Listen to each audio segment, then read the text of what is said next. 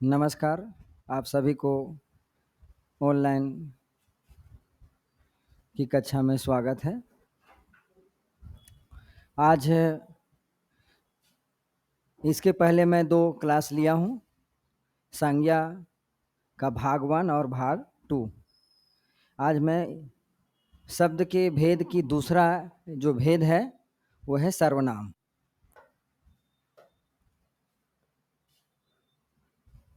तो सर्वनाम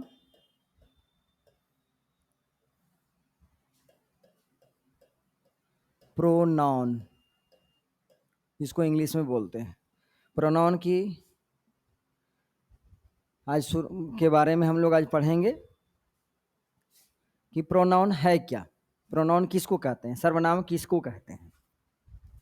तो ध्यान देना है कि नाउन के बदले में जिस शब्द का प्रयोग किया जाता है उसको हम लोग प्रोनाउन कहते हैं। That means the noun instead of pronoun, यानी संज्ञा शब्द के बदले में जिस शब्द का हम लोग प्रयोग करते हैं उसको हम लोग सर्वनाम कहते हैं। और सर्वनाम है क्या, सर्वनाम की परिभाषा देखिए। तो सर्वनाम शब्द जो है 2 शब्दों से मिल करके बना है, एक सर्व और दूसरा है नाम। ये दोनों के योग से सर्वनाम शब्द बना है। दोनों के योग से ये प्रमोद ये यहाँ का है। अच्छा, ये दोनों के योग से सर्व नाम शब्द बना है, जिसमें सर्व का अर्थ होता है सबका या सबकी या समस्त, और नाम का मतलब दैट मीन्स नाम यानी संज्ञा। नाम को ही हम लोग क्या कहते हैं। तो सर्वनाम शब्द 2 शब्दों से मिलकर के बना, सर्व और नाम। सर्व का शाब्दिक अर्थ होता है सबका या सबकी या समस्त बोलेंगे, और नाम का शाब्दिक अर्थ हो यहाँ निकलेगा संज्ञा या सर्व, उसका नाम। इस प्रकार सर्वनाम का शाब्दिक अर्थ क्या हुआ, सबका नाम। और हम लोग इसको ये भी बोल सकते हैं, सबका नाम मीन्स क्या, जितने सारे समस्त संज्ञाएं हैं उसके बदले में जो प्रयुक्त शब्द है, समस्त संज्ञाओं के बदले में प्रयुक्त शब्द, इसका ये शाब्दिक अर्थ होगा। दूसरा अर्थ ये भी बोल सकते हैं, संज्ञाओं के स्थान पर जो प्रयुक्त शब्द होता है उसको हम लोग कहेंगे सर्वनाम। इस प्रकार सर्वनाम को परिभाषा के तौर पर ये बोलेंगे कि सर्वनाम है क्या, तो जो शब्द संज्ञा के स्थान पर प्रयुक्त होते हैं, जो शब्द संज्ञा के स्थान पर प्रयोग किए जाते हैं उसे हम कहेंगे सर्वनाम। स्थान पर प्रयुक्त होते हैं उन्हें सर्वनाम कहते हैं। अब सर्वनाम है क्या, जैसे सर्वनामिक शब्द हैं मैं, तुम, वह, यह, आप, कौन, कोई, इसका, उसका, तुम्हारा, हमारा और आपका आदि, ये सारे शब्द हैं सर्वनामिक शब्द हैं। अभी हम लोग ये भी जानेंगे कि आखिर सर्वनाम शब्द का प्रयोग हम लोग कैसे करते हैं। जैसे मैं एक उदाहरण लेता हूं कि राम पढ़ने में तेज है। मैं बोल रहा हूं राम हमारे क्लास में हमेशा प्रथम श्रेणी से उत्तीर्ण होता है। राम नटखटी बच्चा भी है। राम के पिताजी प्रोफेसर हैं। तो मैं बार बार राम राम शब्द का प्रयोग कर रहा हूं। जो वाक्य में पुनरुक्ति, राम शब्द की पुनरुक्ति हो रही है, इस पुनरुक्ति दोष से बचने के लिए सार्वनामिक शब्द वह शब्द का यदि हम प्रयोग करें तो वाक्य बेहतर हो जाएगा। जैसे राम पढ़ने में तेज है, वह मेरे क्लास में हमेशा प्रथम श्रेणी से उत्तीर्ण होता है, उसके पिताजी प्रोफेसर हैं, वह बड़ा नटखटी बच्चा भी है। तो ऐसे शब्दों का जो मैं इस्तेमाल करता हूं वही शब्द क्या है? सर्वनाम है। जैसे देखिए, वाक्य प्रयोग के आधार पर हम इसकी पहचान कैसे करेंगे? जैसे राम ने कहा कि वह बाजार जा रहा है। राम ने कहा कि वह बाजार जा रहा है। यहां ध्यान देना है, वह जो शब्द है, ये किसके लिए प्रयोग हुआ है? राम के स्थान पर हुआ है वह शब्द का प्रयोग। दूसरा देखिए, अगला, सीमा ने कहा कि मैं खाना बना रही हूं। यहां सीमा ने कहा कि मैं खाना बना रहा हूं। सीमा के स्थान पर मैं जो शब्द का प्रयोग हुआ, वो सीमा के स्थान पर हुआ है।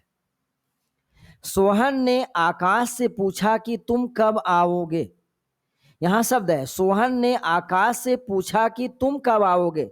यहां आकाश के स्थान पर कौन सा शब्द का प्रयोग हुआ? तुम शब्द का प्रयोग हुआ।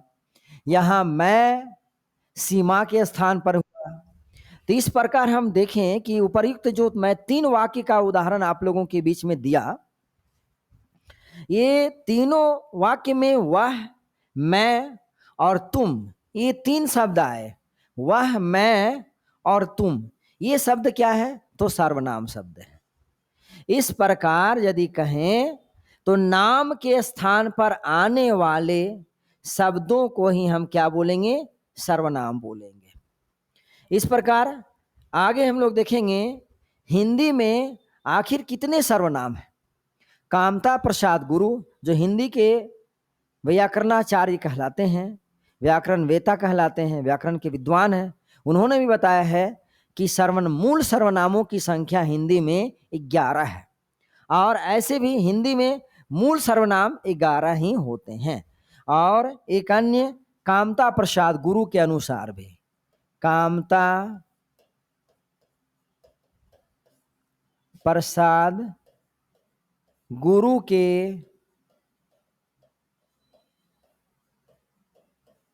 अनुसार भी सर्वनाम 11 होते हैं। ध्यान देना है, कामता प्रसाद गुरु के अनुसार सर्वनामों की संख्या भी 11 है। और ऐसे भी हिंदी में मूल सर्वनाम की संख्या 11 है। कौन कौन से मूल सर्वनाम है? देखिए आप, यदि किसी प्रकार का कोई प्रॉब्लम हो तो आप कमेंट सेक्शन में कमेंट करेंगे, आपको उसका जवाब दे दिया जाएगा। देखिए, जैसे मैं, पहला तू, तीसरा आप, चौथा यह, पांचवा वह, छठा जो, सातवां सो, आठवां कोई, नौवां कुछ, 10वां कौन और 11वां क्या। ये परीक्षा के दृष्टिकोण से बहुत ही महत्वपूर्ण है साथियों। ध्यान देना है विद्यार्थी, क्या कि हिंदी में मूल सर्वनाम शब्दों की संख्या कितनी है? 8, 9, 10, 11। तो आप बताएंगे 11। अब हम लोग देखें कि आखिर सर्वनाम के कितने भेद होते हैं। तो वाक्य में प्रयोग व संदर्भ के आधार पर, ध्यान दीजिएगा, वाक्य में प्रयोग या संदर्भ के आधार पर सर्वनाम के कितने भेद होते हैं, या अर्थ की दृष्टि से सर्वनाम के कितने भेद होते हैं, तो ये भी जानना है। तो वाक्य में प्रयोग या संदर्भ के आधार पर भी और अर्थ की दृष्टि से भी सर्वनाम के 6 भेद होते हैं। यहां ध्यान देना है, कितने भेद? 6 भेद होते हैं। वे भेद कौन कौन से हैं? देखिए, पहला पुरुषवाचक सर्वनाम, दूसरा निजवाचक सर्वनाम, तीसरा निश्चयवाचक सर्वनाम, चौथा अनिश्चयवाचक सर्वनाम, पांचवा संबंधवाचक सर्वनाम और छठा है प्रश्नवाचक सर्वनाम। ये ध्यान देना है, पुरुषवाचक सर्वनाम, निजवाचक सर्वनाम, निश्चयवाचक सर्वनाम, अनिश्चयवाचक सर्वनाम, संबंधवाचक सर्वनाम और छठा है प्रश्नवाचक सर्वनाम। अब यहां देखेंगे हम लोग पुरुषवाचक सर्वनाम के बारे में कि आखिर पुरुषवाचक सर्वनाम क्या है। बारी बारी से प्रत्येक सर्वनाम की जो भेद हैं उन भेदों को हम परिभाषा और उस भेद में कौन कौन से शब्द सम्मिलित हैं और वाक्य प्रयोग करके अभी देखेंगे, ताकि परीक्षा के दृष्टिकोण से जो आता है ये क्वेश्चन कि एक वाक्य दे दिया जाएगा आप लोगों को, बोला जाएगा यह किस सर्वनाम का उदाहरण है, संबंधवाचक सर्वनाम का या निश्चयवाचक सर्वनाम या अनिश्चयवाचक सर्वनाम या पुरुषवाचक सर्वनाम का उदाहरण है। तो यहाँ ध्यान देना है कि इस प्रकार देखेंगे। पहला मैं देख रहा हूं, बताने जा रहा हूं पुरुषवाचक सर्वनाम। पुरुषवाचक सर्वनाम है क्या, तो ध्यान देना है। पुरुषवाचक सर्वनाम जिसमें पुरुषों के नाम के बदले, जिसमें पुरुषवाचक सर्वनाम पुरुषों के नाम के बदले आते हैं। नाम में कौन कौन शामिल है, स्त्री और पुरुष दोनों। ध्यान देना है, स्त्री और पुरुष दोनों सम्मिलित होते हैं, पुरुष सम्मिलित होते हैं पुरुषवाचक सर्वनाम में। इसमें क्या है देखिए, जैसे पहला जानना है आप लोगों को, पहले हम लोग ये जाने कि बातचीत करने के आधार पर व्यक्ति के कितने रूप हैं। एक व्यक्ति जब कोई बातचीत करता है तो उसका कितना रूप में बदलाव होता है। तो यहां ध्यान देना है, यहां बातचीत के आधार पर व्यक्ति के 3 रूप होते हैं। यहां ध्यान देना है, कितने रूप, 3 रूप होते हैं। इसमें पहला रूप है वक्ता, दूसरा रूप है श्रोता और तीसरा रूप है अन्य या तटस्थ, जिसको हम लोग बोलते हैं। तो ध्यान देना है, बातचीत के आधार पर व्यक्ति के 3 रूप होते हैं। पहला वक्ता। वक्ता किसको कहेंगे, कहने वाले को वक्ता बोलते हैं, सुनने वाले को श्रोता बोलते हैं, और जिसके बारे में कहा जाए वह एक अन्य व्यक्ति है, जिसको हम तटस्थ बोलेंगे या अन्य बोलेंगे। ध्यान दीजिए, यहां देखिए क्या है, वक्ता कहने वाले को कहते हैं, श्रोता सुनने वाले को, और तटस्थ बोलते हैं, तटस्थ या अन्य बोलते हैं जो बातचीत में शामिल नहीं हो या जिसके विषय में बातचीत हो या जिसके विषय में बातचीत चल रही हो, उसको हम बोलेंगे अन्य।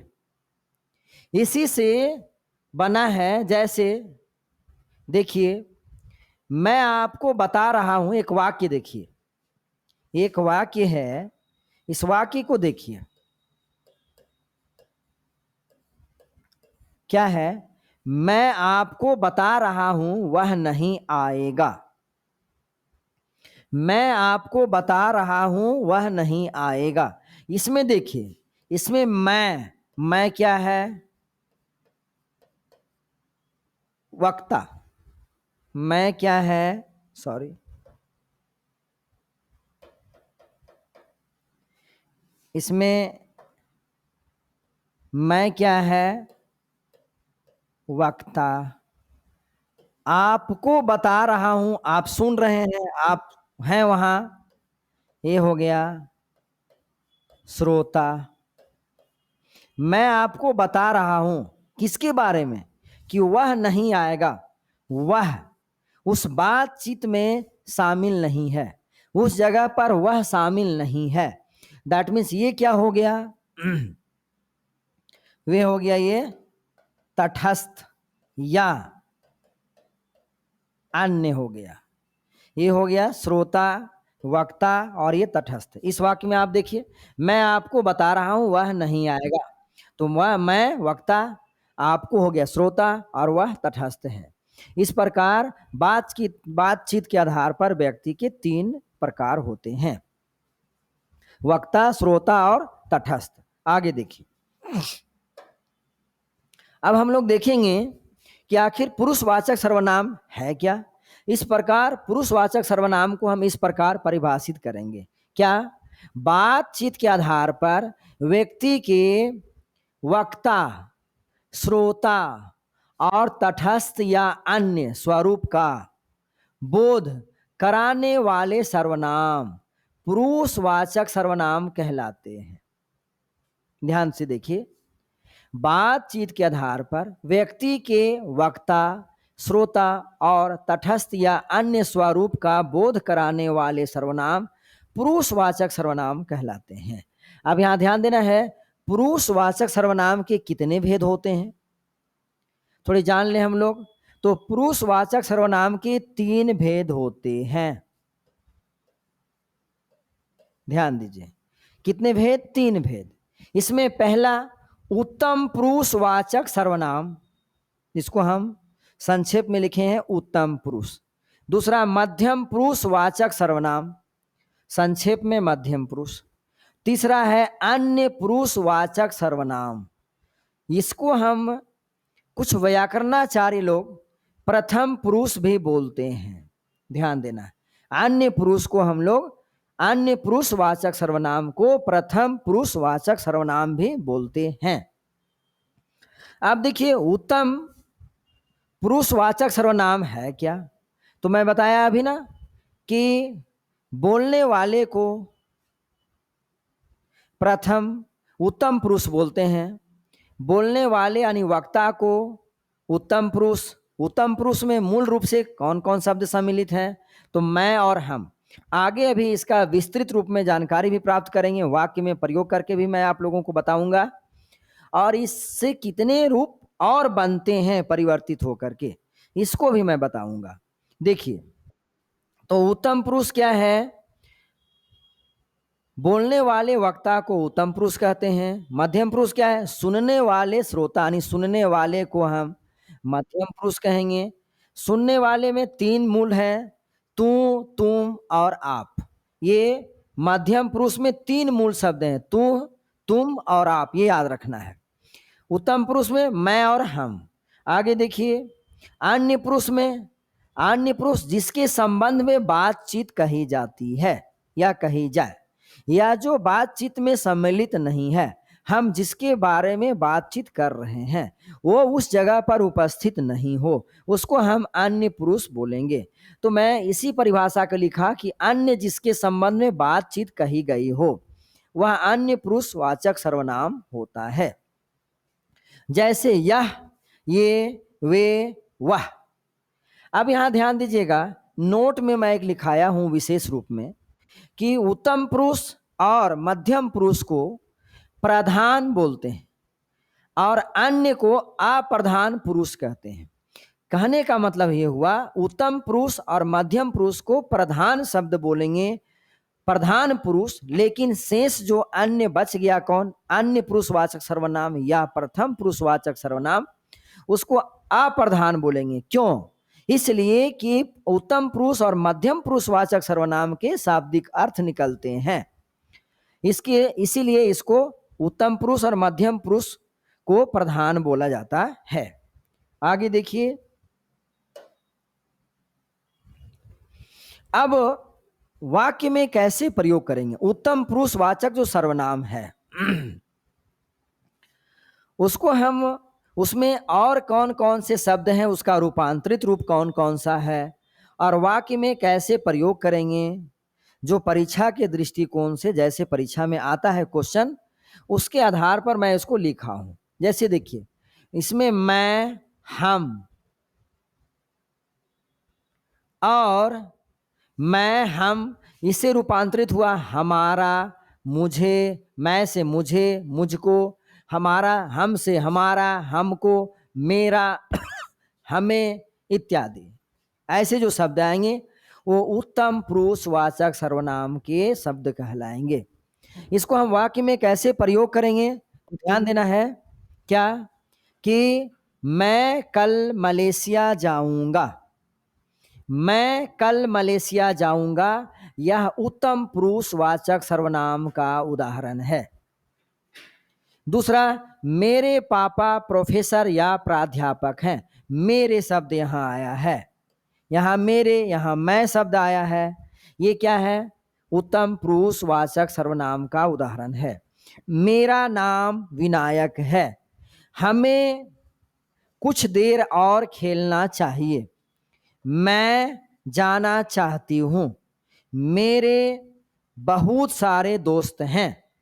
हमें अमेरिका में खाना खुद बनाना पड़ता है। आगे देखिए, मुझको बरसात पसंद है।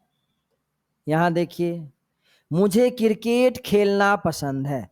मेरे पापा बहुत अच्छे हैं। ये जो शब्द हैं, ऐसे ऐसे जो शब्द हैं, ये सारे शब्द उत्तम पुरुषवाचक सर्वनाम का एग्जाम्पल्स, उदाहरण है। दूसरा देखिए आप, मध्यम पुरुषवाचक सर्वनाम। मध्यम पुरुषवाचक सर्वनाम में कौन कौन आएंगे? मध्यम पुरुषवाचक सर्वनाम कौन है? सुनने वाले को हम मध्यम पुरुष कहते हैं, यानी श्रोता को। तू, तुम और आप, ये क्या है? मूल शब्द है। ये तीनों क्या है? मूल शब्द। इससे रूपांतरित होकर के कौन कौन से शब्द बने? तुझे, तुम्हारा, आपको, तेरा, तुम्हें, आपका, आप लोग, तुमसे, तुमने इत्यादि बहुत सारे ऐसे शब्द बनेंगे रूपांतरित होकर के, परिवर्तन होकर के। देखिए, अब देखिए वाक्य में प्रयोग कैसे करेंगे। जैसे यहां ध्यान देना है, तू राम का भाई है। तू मध्यम पुरुष, तो मध्यम पुरुष जब तू आ गया तो तू राम का भाई, यह मध्यम पुरुष वाचक सर्वनाम का उदाहरण हो गया। जैसे तुम कल स्कूल जाओगे। तुम कल स्कूल जाओगे। तू राम का भाई है। तुमको अपने घर जाना चाहिए।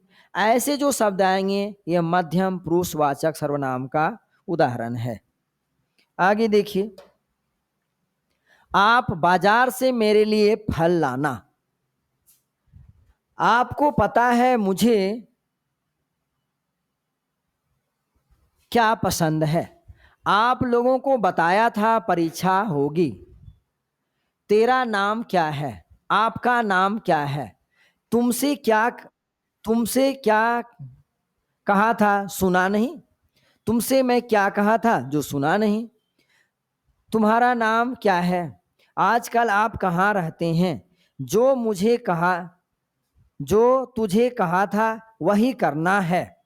तो जो ऐसे शब्द जो आएंगे इसमें तुझे, आप, तुम्हारा, तुमसे, आपका, तेरा, आप लोग, आपको, ये सारे शब्द जितने आएंगे ये मध्यम पुरुषवाचक सर्वनाम के उदाहरण हैं।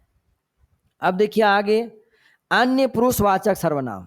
अन्य, जिसके बारे में कहा जाए या जो बातचीत में शामिल नहीं हो, जिसके बारे में चर्चा की जाए, उसको हम लोग अन्य पुरुषवाचक सर्वनाम बोलते हैं। इसमें कौन कौन शब्द हैं? वह मूल है, तो वह से कौन कौन शब्द बने? वह, वे, उसने, यह, ये, इसने, वो, उसका, उनका, उन्हें, उसे इत्यादि ऐसे शब्द आएंगे। वाक्य में कैसे प्रयोग करेंगे? देखिए, यह उसकी पुस्तक है। यह उसकी पुस्तक है। उन्हें पता था हम आएंगे। उसका सपना आज पूरा होगा। उन सबको यहां लेकर आओ। इन्हें बाहर का रास्ता दिखाओ। वह कल आएगा। उनका नाम क्या है? इसने उसे बताया था कल परीक्षा होगी। अब बताइए, ये सारे जो वाक्य हैं ये अन्य पुरुषवाचक सर्वनाम के उदाहरण हैं।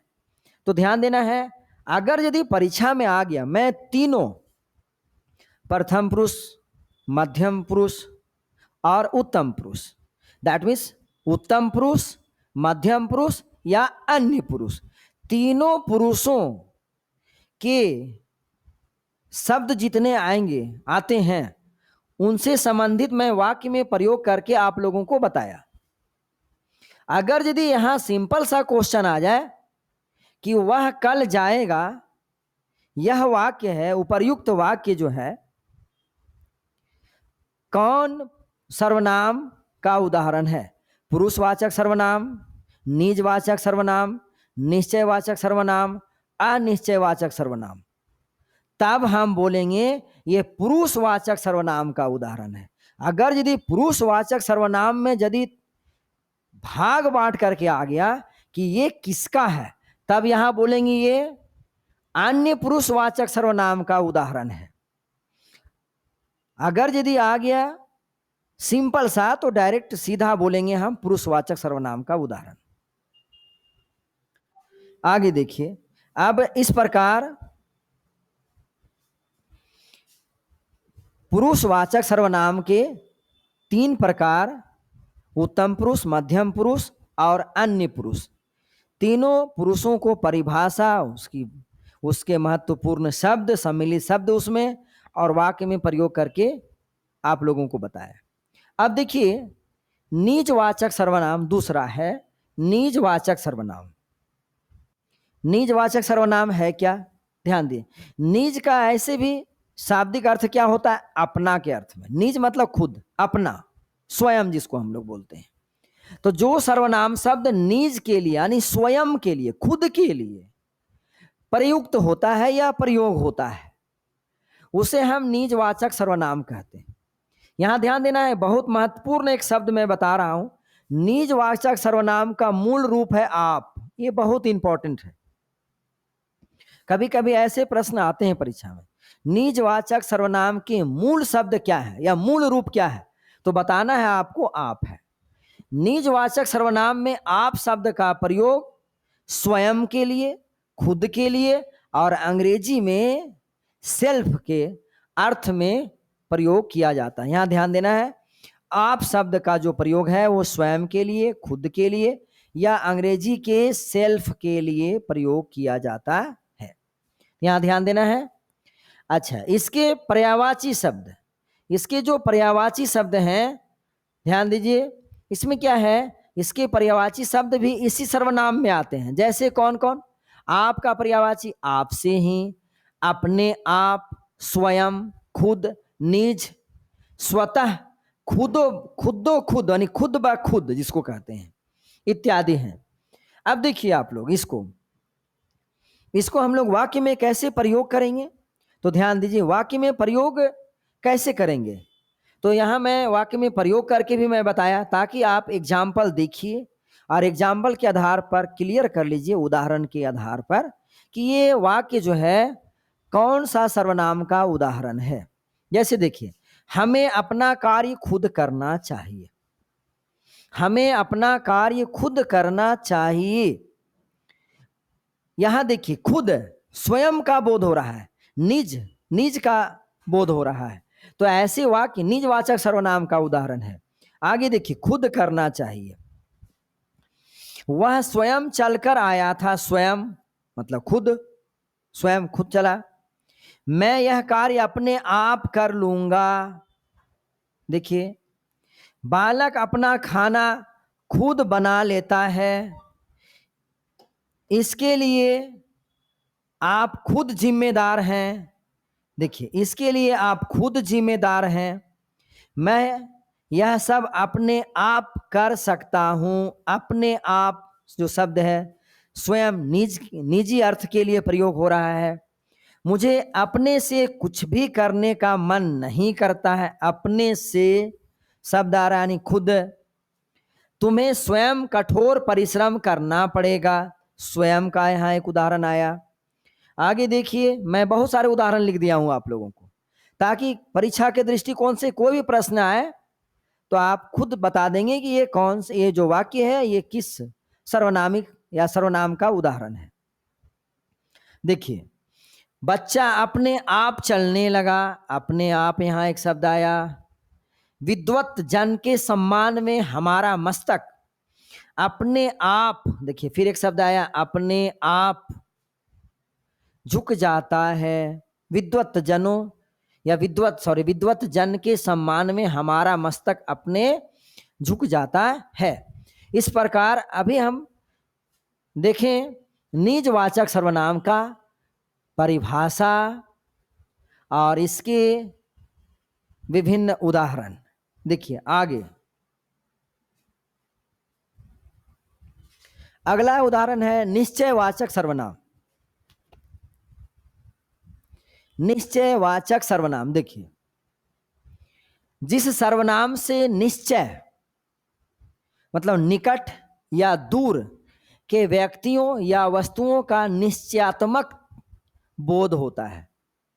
ध्यान देना, चाहे दूर या निकट, निकट पास या दूर, ये दोनों संदर्भ में, चाहे कोई वह व्यक्ति हो या कोई वस्तु हो, उसका निश्चयात्मक बोध होता है।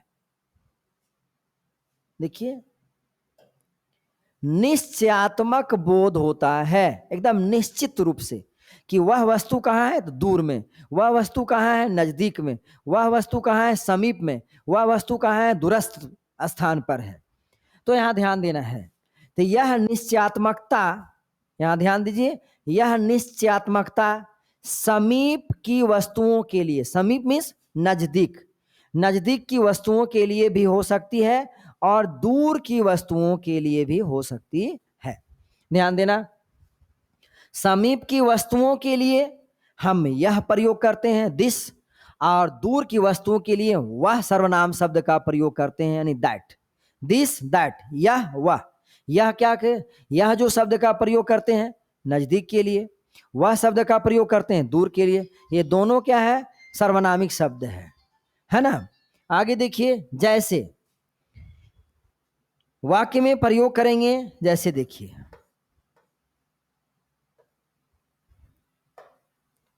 यह ले आओ, यह ले आओ, ये क्या है, तो यह पास की वस्तु है, वह लेकर आओ दूर की वस्तु है।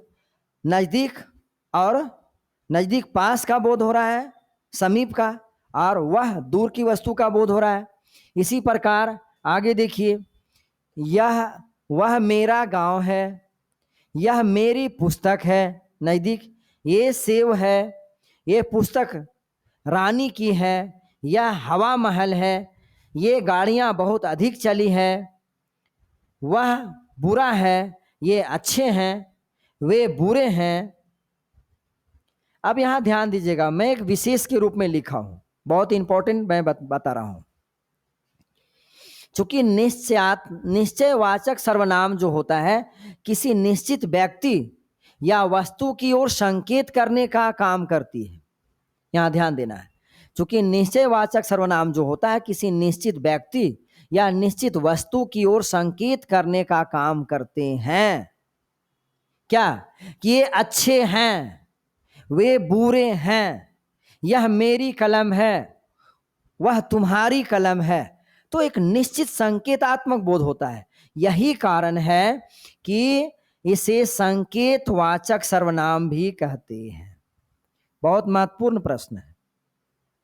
निजवाचक सर्वनाम का दूसरा नाम क्या है, तो ध्यान देना है, निजवाचक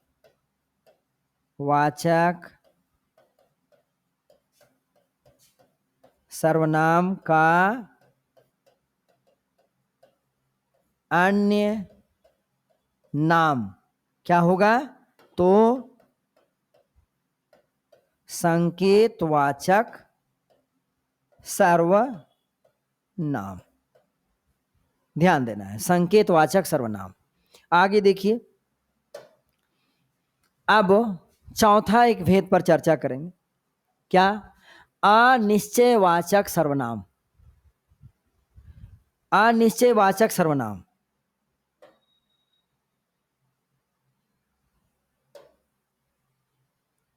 क्या है, अनिश्चयवाचक सर्वनाम। देखिए, अनिश्चय मीन्स वह अनिश्चित। क्या अनिश्चित, तो कोई भी वस्तु या कोई भी प्राणी जिसका अनिश्चित का बोध हो, निश्चित नहीं होना जिसको कहते हैं, उसको हम अनिश्चयवाचक सर्वनाम कहते हैं।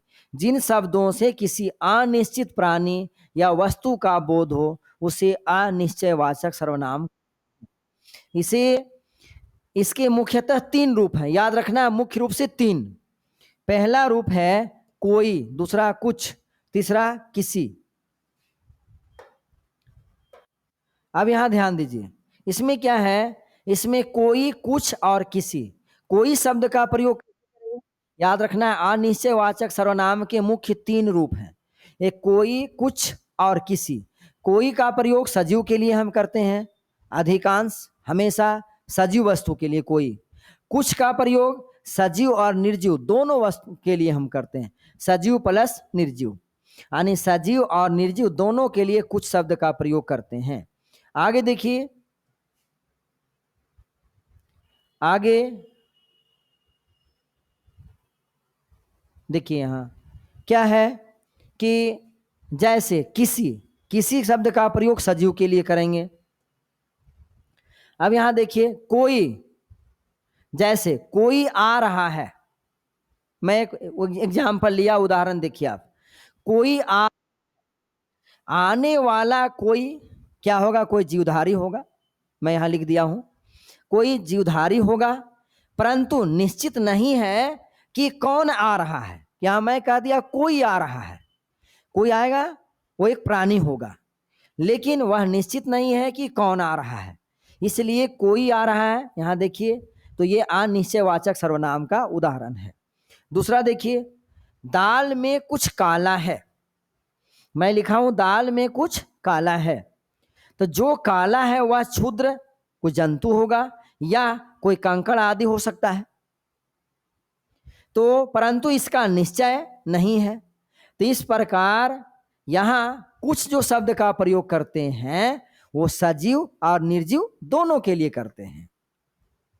चाहे तो दाल में कुछ काला कोई क्षुद्र जंतु होगा या छोटे छोटे जंतु कीट पतंग या कोई कंकड़ हो सकता है। आगे देखिए, इस प्रकार अन्य उदाहरण समझने का और प्रयास कीजिए। घर में कुछ नहीं है, कुछ शब्द आ गया, देखिए घर में कुछ नहीं है, कुछ शब्द आ गया।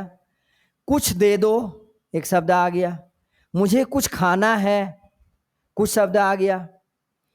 मेरे खाने में कुछ गिर गया, मुझे किसी की आवाज सुनाई दे रही है, संभवतः कोई आया है, वहां किसी से भी पूछ लेना, वहां किसी से भी पूछ लेना, मुझे कोई नजर आ रहा है, कमरे में कोई हंस रहा है। इस प्रकार ये जितने सारे वाक्य हैं, ये सभी जो वाक्य हैं ये अनिश्चयवाचक सर्वनाम के उदाहरण हैं। तो अभी हम लोग क्या देखें साथियों, अभी देखिए विद्यार्थी, अभी मैंने देखा सर्वनाम क्या है, सर्वनाम कितने शब्दों से मिलकर के बना है, सर्वनाम का शाब्दिक अर्थ क्या है, सर्वनाम की परिभाषा क्या है, और सर्वनाम के कितने भेद होते हैं। तो सर्वनाम के 6 भेद होते हैं। पहला भेद पुरुषवाचक सर्वनाम देखें, दूसरा भेद निजवाचक सर्वनाम देखें, तीसरा निश्चयवाचक सर्वनाम देखें, चौथा अनिश्चयवाचक सर्वनाम देखें, पांचवा देखें संबंधवाचक सर्वनाम, और छठा उदाहरण भेद है प्रश्नवाचक सर्वनाम। तो मैं अभी निजवाचक, पुरुषवाचक सर्वनाम, निजवाचक सर्वनाम, निश्चयवाचक सर्वनाम और अनिश्चय सर्वनाम को परिभाषित करते हुए, व्याख्या करते हुए, इसके महत्वपूर्ण शब्द और शब्द से संबंधित महत्वपूर्ण वाक्य को हम वाक्य में कैसे प्रयोग करेंगे इसके बारे में देखें। अगली कक्षा में मैं आऊँगा तो सर्वनाम के जो 2 अन्य और भेद छूट गए हैं, कौन, एक संबंधवाचक सर्वनाम और एक प्रश्नवाचक सर्वनाम, इसको मैं परिभाषित करूंगा और व्याख्या करते हुए इससे महत्वपूर्ण शब्द वाक्य में परीक्षा के दृष्टिकोण से जो वाक्य में प्रयोग किए जाते हैं सब उसको मैं बताऊंगा। और अगली कक्षा में ही मैं कुछ सर्वनाम और कुछ संज्ञा जो मैं पढ़ाया हूं दोनों से संबंधित कुछ प्रश्न, वस्तुनिष्ठ प्रश्न पर भी चर्चा करूंगा। तो आज मैं इतना ही पढ़ा करके समाप्त करता हूं। धन्यवाद। एक बार पुनः आप लोगों को नमस्कार, जोहार।